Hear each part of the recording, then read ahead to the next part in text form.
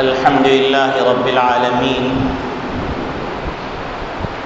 والصلاة والسلام على أشرف الأنبياء والمرسلين وخاتم النبيين محمد وعلى آله وصحبه ومن تبعهم بإحسان ودعا بدعوتهم إلى يوم الدين. أما بعد فأعوذ بالله من الشيطان الرجيم. بسم الله الرحمن الرحيم.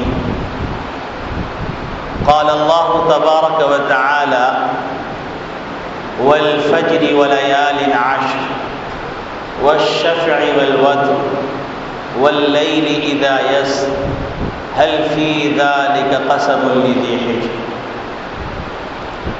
وعن ابن عباس رضي الله تعالى عنهما أنه قال: قال النبي صلى الله عليه وسلم: ما من أيام أعظم عند الله ولا أحب إلى الله العمل فيهن فأكثروهن من التحميد والتسبيح والتمجيد والتهليل،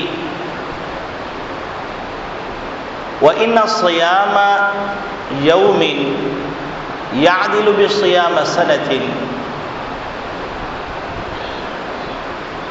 والعمل فيهن يضاعف ب700.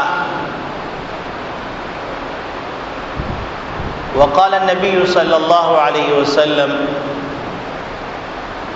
أحب الأعمال إلى الله أدومها وإن قل، او كما قال علیہ الصلاۃ والسلام.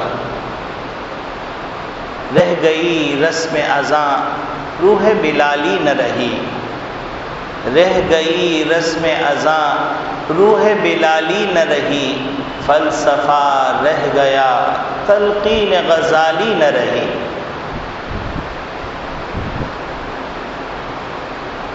یا رب تیرے محبوب کی شباہت لے کے آیا ہوں، یا رب تیرے محبوب کی شباہت لے کے آیا ہوں، حقیقت میں بدل دے صورت لے کے آیا ہوں.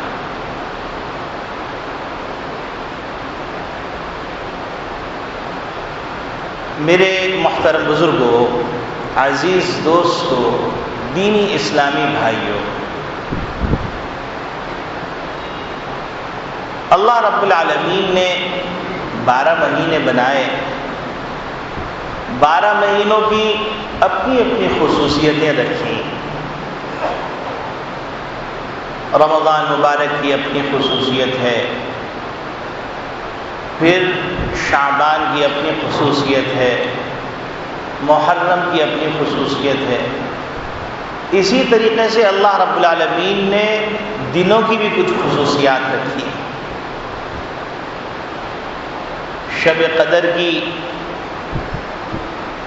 عید الفطر کی، عید الاضحیٰ کی، لیلۃ الجائزہ کی اپنی اپنی خصوصیات رکھی.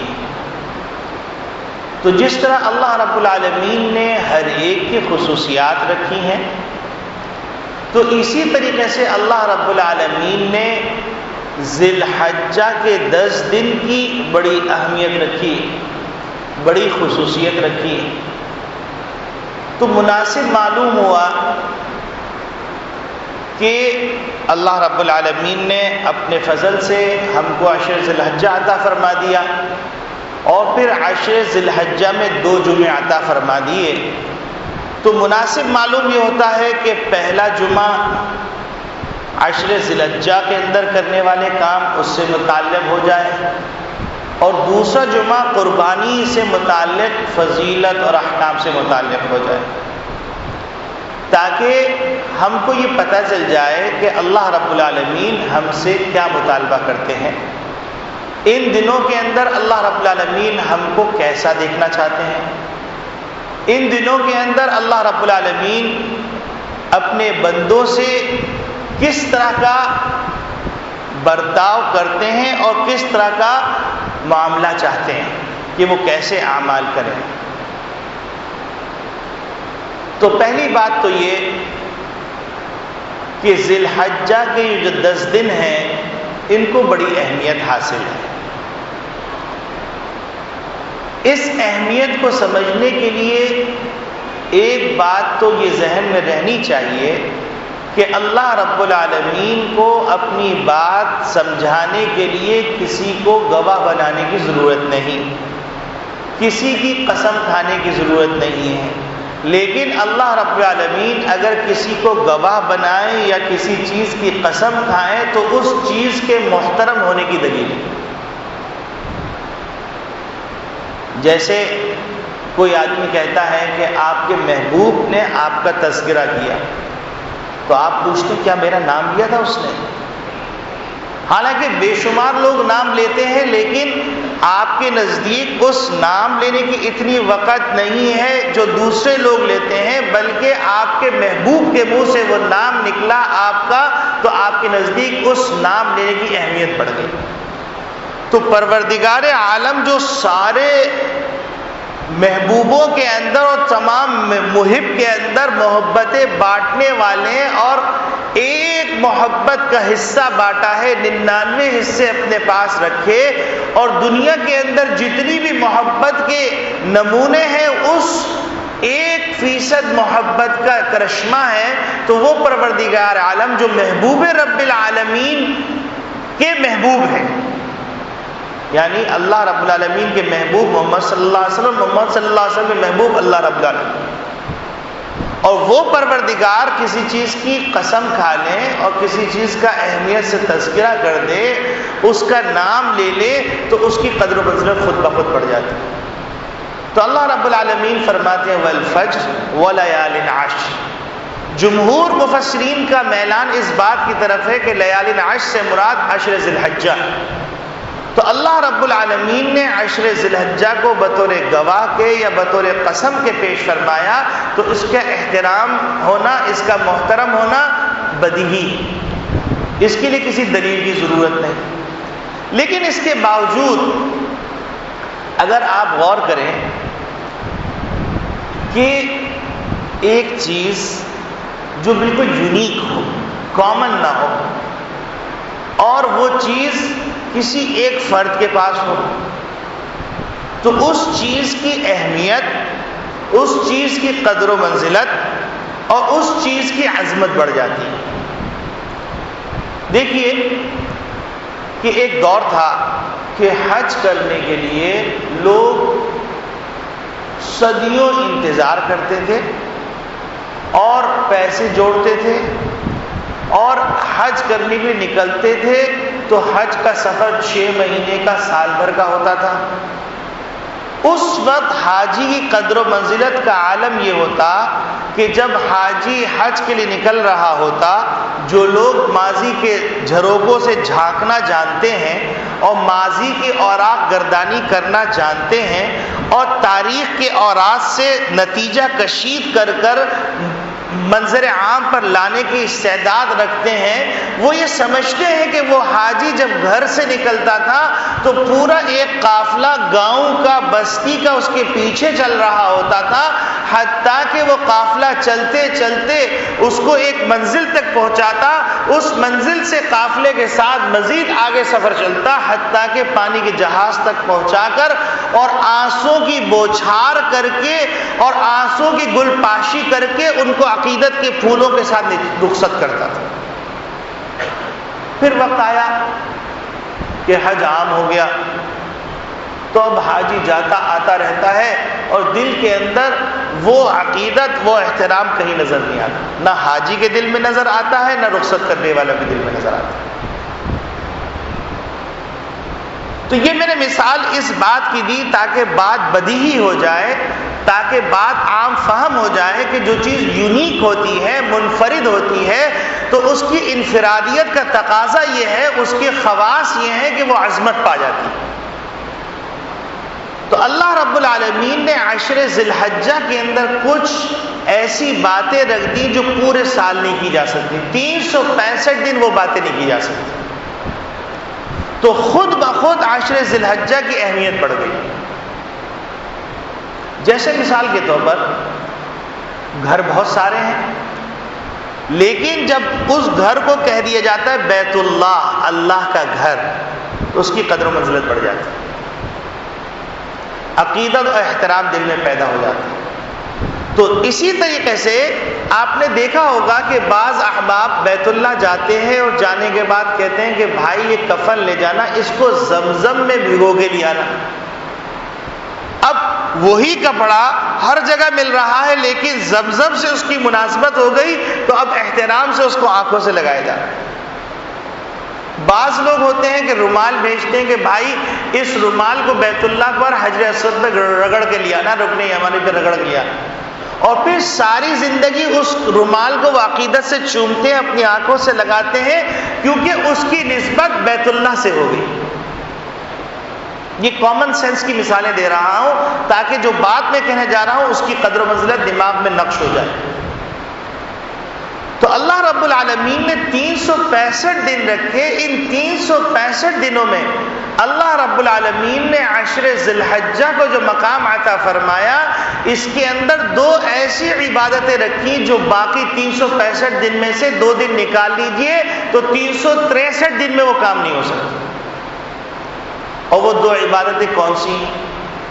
ایک عبادت کا نام ہے حج،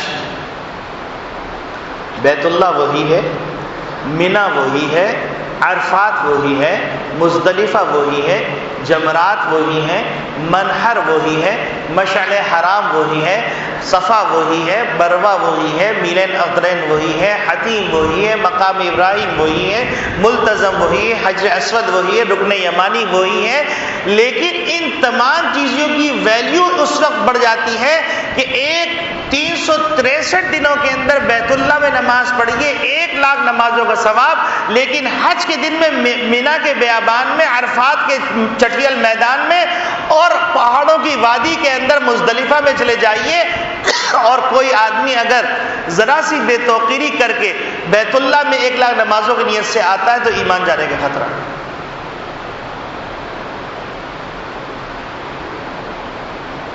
تو اللہ رب العالمین اس طریقے سے دنیا کے نظام کو چلا رہے ہیں، اس پہ غور کرنا چاہیے۔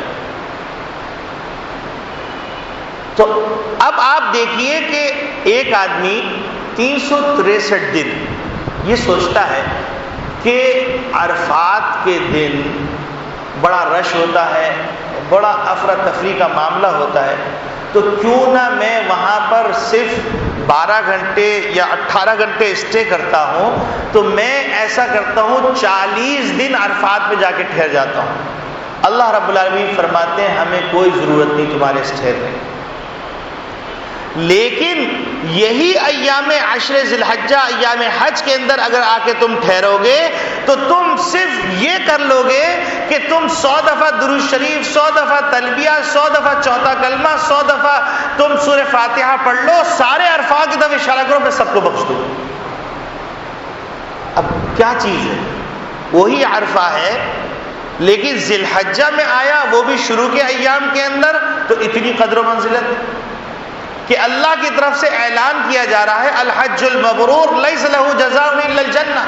اللہ کی طرف سے اعلان کیا جا رہا ہے کہ اس حج کی تیاری کے لیے تم ذرا سی کوشش کرتے ہو، احرام پہنتے ہو اور تلبیہ پڑھتے ہو، تو تلبیہ کی حقیقت سنو۔ یہ جو تو ایک حاجی کا ترانہ ہے، ایک عاشقانہ ترانہ ہے، اس کی حقیقت سنو۔ ما من مسلم ما من ملب الا لب عن یمینہ وشمالہ من شجر او حجر او مدر من ها هنا حتى تنقطع الارض من ها هنا وها هنا، کہ ایک حاجی صرف لبیک اللہم لبیک پڑھ رہا ہے تو اس کے اس پڑھنے کے نتیجے میں اس کے اطراف میں جتنے ذرات ہیں، جتنے درخت ہیں، جتنے پتھر ہیں، جتنے ٹھیکرے ہیں، جتنے گھاس پھوس ہیں، سب اس کے ساتھ سرکل میں تلبیہ پڑھتی ہیں اور یہ منتہا ارض تک سلسلہ پھیل جاتا ہے۔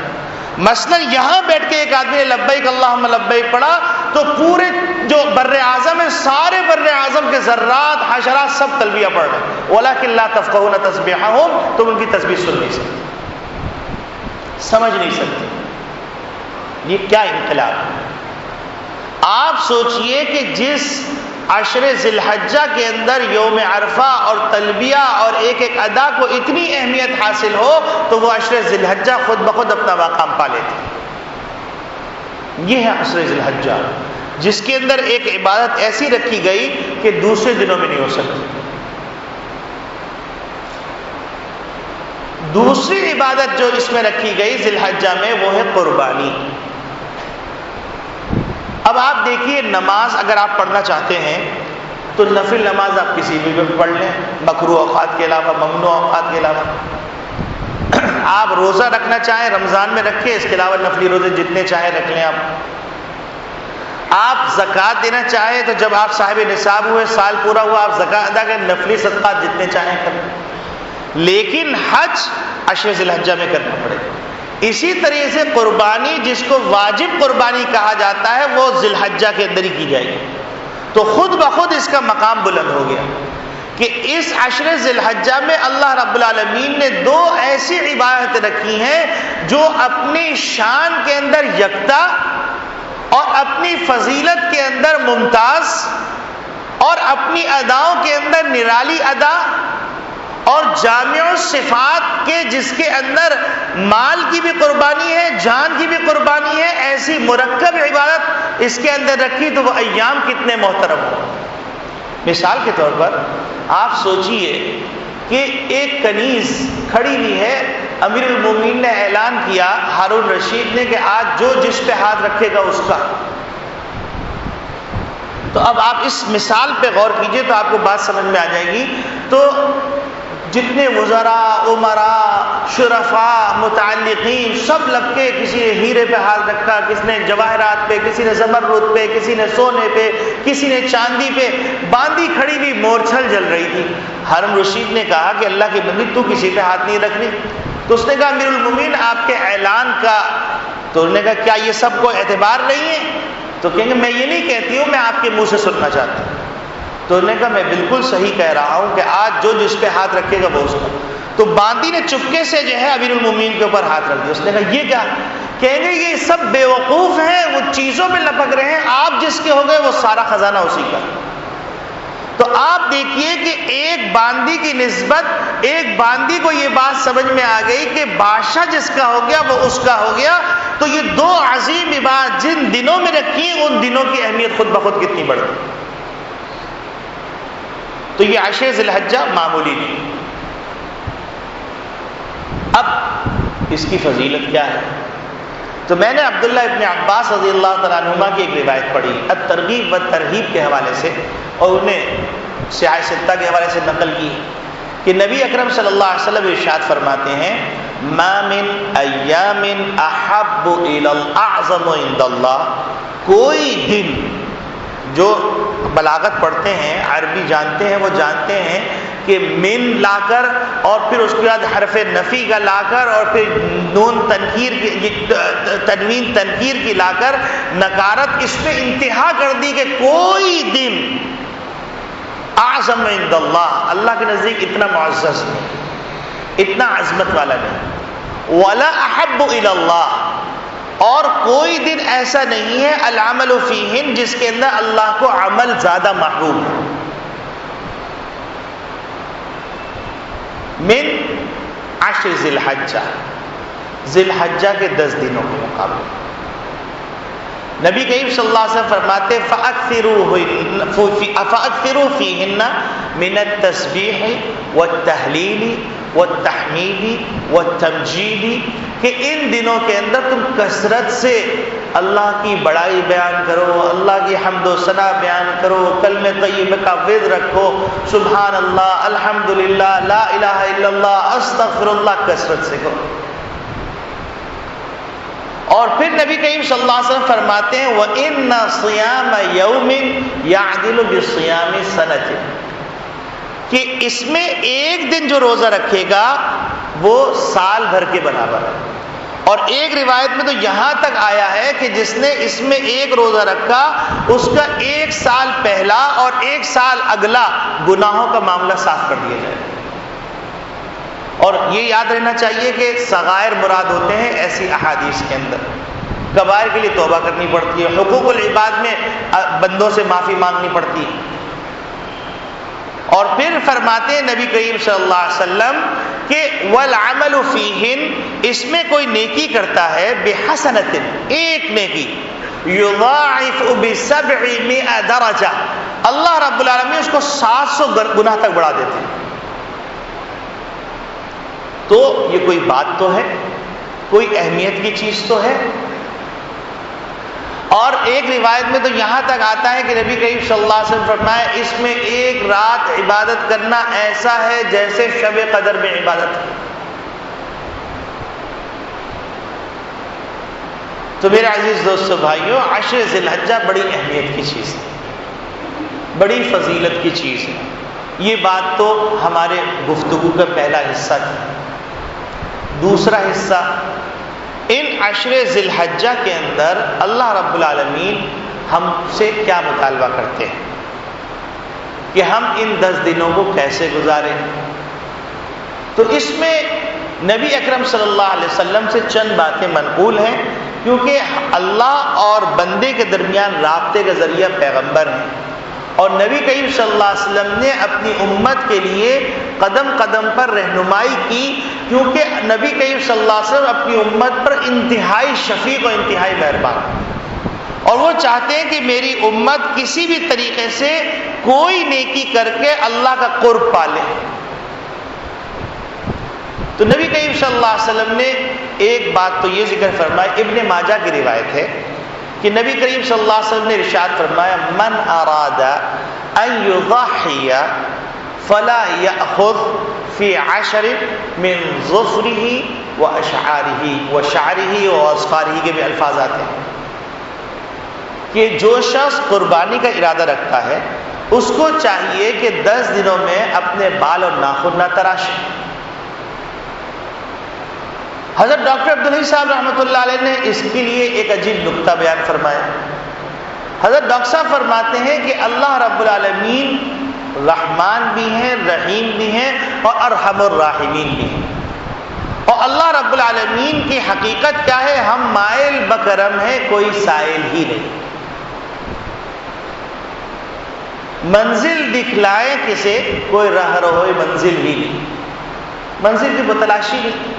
اللہ رب العالمین جو بہت زیادہ اللہ کے نزدیک چیزوں کی ورائٹی کی اہمیت نہیں ہے، اللہ رب العالمین کے نزدیک احب العمل الی اللہ ادومھا وان قل، معمولی عمل ہو لیکن استقامت سے کیے جائے اللہ کو محبوب، اخلاص سے کیے جائے اللہ کو محبوب۔ اور اخلاص کو اللہ رب العالمین ایک رائی کے دانے کے برابر عمل کیا، اس کو احد کے پہاڑ سے زیادہ وزنی کر دیں گے حشر میں جب اعمال نامہ تولا جائے۔ اور احد کے پہاڑ کے برابر عمل کیا گیا لیکن ریا شامل ہو گئی، ریاکاری شامل ہو گئی، تو اس کو رائی سے بھی زیادہ حقیر کر دیں گے۔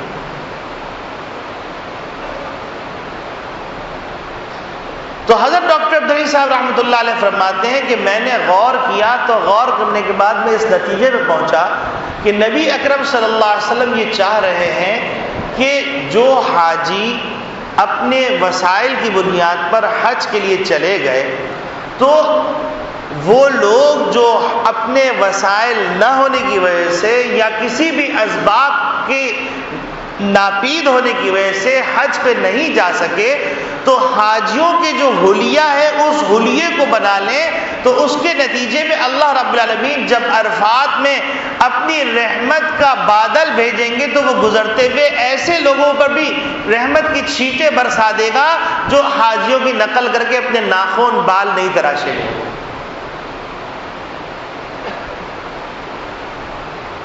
لیکن یہاں پر یہ بات ذہن میں رہنی چاہیے کہ یہاں پر یہ حکم نہ تو وجوبی ہے نہ یہ حکم سنت ہے، بلکہ استحبابی حکم ہے۔ اگر کوئی کر رہا ہے تو اس کو فضیلت مل جائے گی، اگر کوئی نہیں کر رہا تو اس پہ کوئی ملامت نہ کرے، یہ بات ذہن میں رہنی چاہیے۔ لیکن فضیلت حاصل کرنے کے لیے کوشش کرنی چاہیے، یہ پہلی بات ہے جو اس عشر ذی الحجہ میں کرنے کی۔ دوسری بات ان عشر ذی الحجہ میں کرنے کی یہ ہے کہ اس میں قربانی کرنی۔ قربانی کی فضیلت کیا ہے، قربانی کے احکامات کیا ہیں، قربانی کا جانور کیسے آئے گا، قربانی کے جانور کی کیا خصوصیات ہونی چاہیے، قربانی کس پر واجب ہے، یہ اللہ نے توفیق دی تو اگلے جمعے کو عرض کریں۔ لیکن قربانی کے حوالے سے یہ مختصر سی بات ذہن میں رہنی چاہیے کہ نبی کریم صلی اللہ علیہ وسلم نے آخری وقت تک قربانی چھوڑی، حتیٰ کہ نبی کریم صلی اللہ علیہ وسلم نے آخری جو حج ہے اور آخری قربانی کا موقع ہے تو وہاں 100 اونٹ کیے ہیں، 60 اونٹ تو نبی کریم صلی اللہ علیہ وسلم اپنے دست مبارک سے ذبح کیے۔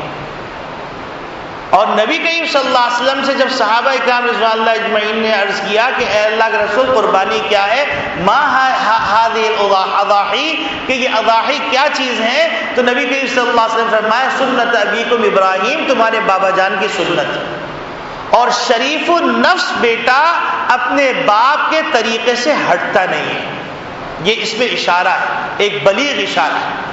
بد خصلت بیٹا اپنے باپ کی چیزوں کو فراموش کر دیتا ہے، لیکن نیک خصلت بیٹا اپنے باپ کے طریقے سے ہٹتا نہیں ہے۔ سنت ابیکم ابراہیم کے اندر اشارہ بلیغہ۔ پھر صحابہ کرام رضوان اللہ اجمعین نے عرض کیا مولانا ہمیں کیا ملے گا من الاضاحی، اس اضاحی میں؟ تو نبی کریم صلی اللہ علیہ وسلم فرمایا لکل شعر حسنہ، ہر بال کے بدلے میں ایک نیکی ملے گی۔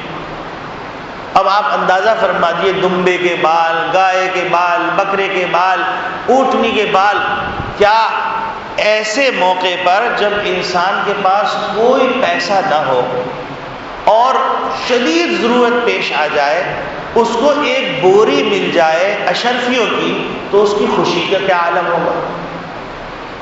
حشر کے میدان کے اندر یوم یفر المرء من اخیہ، بھائی بھائی سے بھاگ رہا ہے، وہ امہ ماں سے بھاگ رہا ہے جس ماں نے محبت اور شفقت سے اس کو پروان چڑھایا، وہ ابھی جس باپ نے اپنے غمی خوشی اپنی تھکاوٹ کسی کا خیال نہیں کیا، اپنے بچے کے روشن مستقبل کے لیے سب کچھ قربان کر دیا، حتیٰ کہ اپنی صحت بھی قربان کر دی، اپنی انا بھی قربان کر دی، اپنے لباس کی وضاقتہ بھی قربان کر دی، وہ بیٹا باپ سے بھاگ رہا وہ صاحبتہ، یعنی آپ سوچئے کہ بیوی جس کی ناز برداری کرتے کرتے ماں کی نافرمانی کر لیتا ہے، باپ کی نافرمانی کرتا ہے، آج بیوی شوہر سے، شوہر بیوی سے بھاگ رہا ہے، وہ بنی اور بیٹے سے بھاگ رہا ہے۔ ایسے عالم کے اندر اگر اشرفیوں کا تھیلا چاہیے جس کے اندر ایسی اشرفیاں جو قدم قدم پہ کام دیں گی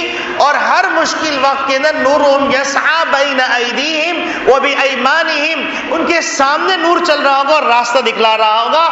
جو لوگ گاؤں گوٹھوں میں رہتے ہیں، پہاڑوں پہ رہتے ہیں، ان سے پوچھئے ایک ٹارچ کی کیا اہمیت ہے، اس وقت قدر و منزلت معلوم ہوگی نیکی کی۔ تو نبی کریم صلی اللہ علیہ وسلم فرماتے ہیں تمہیں اشرفیوں کی بوری چاہیے تو قربانی کر لو، یہ تمہیں جانور جو ہے ہر بال کے بدلے میں وہ بوری مل جائے گی اشرفیوں کی، نیکیوں کی، اور جتنا اخلاص ہوگا ہر بال کو اللہ اپنے احد کے پہاڑ کے برابر کر دے، کیا اللہ کے لیے مشکل ہے؟ تو یہ تو ہو گئی قربانی۔ اور کیا کرنا ہے؟ ان دنوں کے اندر ایک کام کرنا ہے، وہ کام ہے یا تو 9 دن روزے رکھ لیں، اللہ توفیق دے، اور اگر ایسا نہیں تو کم از کم یوم عرفہ کا روزہ رکھ لیں۔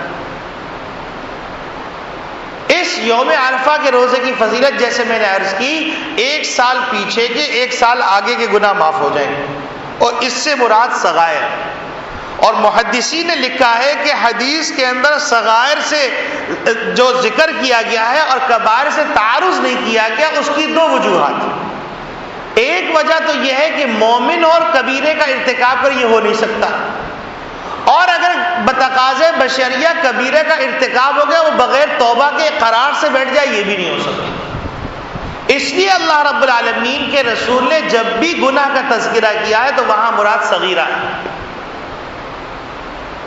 اور اس کی دلیل کیا ہے؟ ان تجتنبوا کبائر ما تنہون عنہ نکفر، کہ اگر تم کبائر سے بچتے رہو گے تو ہم صغائر کو چلتے پھرتے وضو کے بدلے میں معاف کر دیں گے، نماز کے بدلے میں معاف کر دیں گے، سلام کے بدلے میں معاف کر دیں گے، نیکی کے بدلے میں معاف کر دیں گے، نماز کے چل کے آ رہے ہو معاف کر دیں گے، ماں کو محبت سے نگاہ سے دیکھا معاف کر دیں گے، تم نے اپنی بیوی کے حقوق ادا کیے معاف کر دیں گے، بیوی کو لقمہ دیا معاف کر دیں گے، بچوں کی تربیت کی معاف کر دیں گے، نفل پڑھی معاف کر دیں گے، مسلمان کو خوش کر دیا معاف کر دیں گے، صدقہ کر دیا معاف کر دیں گے، تم نے سنت کی نیت سے مسواک کر لی معاف کر دیں گے، سنت کی نیت سے غسل کیا معاف کر دیں گے، سنت کی نیت سے سرما لگایا معاف کر دیں گے، سنت کی نیت سے تم نے اپنے خوشبو لگایا معاف کر دیں گے، قدم قدم پر بہانے سے ہم معاف کر دیں گے۔